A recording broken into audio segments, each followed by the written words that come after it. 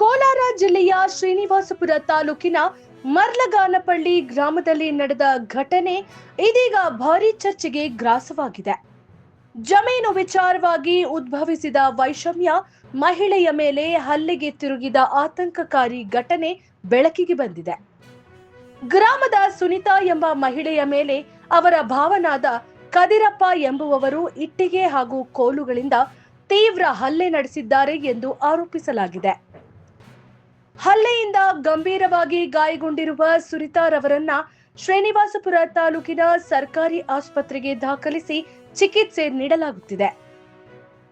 ಮಾಹಿತಿಯ ಪ್ರಕಾರ ಜಮೀನು ವಿಚಾರವಾಗಿ ಸುನಿತಾರವರು ಕೋರ್ಟ್ನಲ್ಲಿ ಪ್ರಕರಣ ದಾಖಲಿಸಿದ್ದ ಹಿನ್ನೆಲೆ ಏಕಾಏಕಿ ಬಂದ ಆರೋಪಿಯು ಹಿಗ್ಗಾಮುಗ್ಗವಾಗಿ ಹಲ್ಲೆ ನಡೆಸಿದ್ದಾರೆ ಎನ್ನಲಾಗಿದೆ.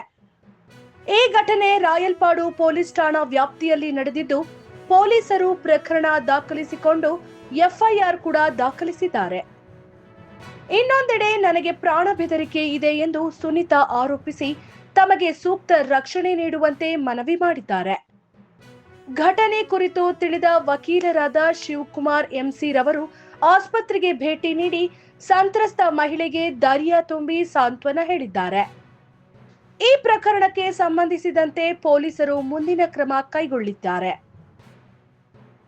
ಸಮಾಜದಲ್ಲಿ ಮಹಿಳೆಯರ ಮೇಲೆ ನಡೆಯುವ ಹಿಂಸಾಚಾರಕ್ಕೆ ಕಟ್ಟುನಿಟ್ಟಿನ ಕ್ರಮ ಅಗತ್ಯವಿದೆ ಎಂಬ ಮಾತುಗಳು ಕೇಳಿಬರುತ್ತಿವೆ.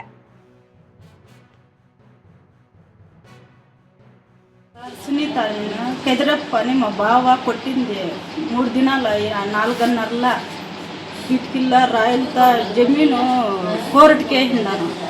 కోర్టుకి వేస్తే జమీను వాపసు తీసుకొని బిడ్డలతో నిన్ని చంపేస్తాను అని పెట్టిలతో రాళ్ళతో ఏం కొట్టేసినాడు సార్. 3 దినాలు అయ్యా కోర్టుకి వేసి కొట్టేసి ఈతకు వచ్చి అడ్మిట్ అయింది. ఇప్పటికి 3 కితాలు టేస్టులు పిండేది సార్. వేలపేట టేస్టులకి ఈ కాళ్ళు కెట్టిలతో ఇటుకలతో డెమి డెమి డెమి నిలుపుకొని ఉంటా. నా కొడుకు మా అప్ప ఉంటే ఏమి కూడా చూడాలి.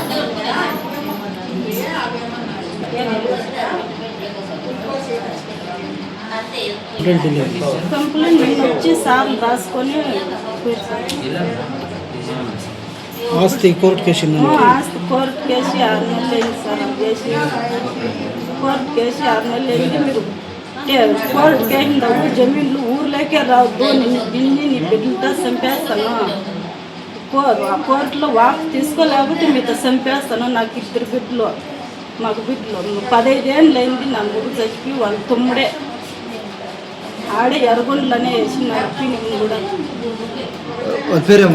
ఎంట్రూనా కెదిరప్ప వాళ్ళ అన్న మీ యజమాని కెదిరప్ప అయిపోయింది కొట్టింది అయిపోయింది సార్. కొట్టింది కెదిరప్ప.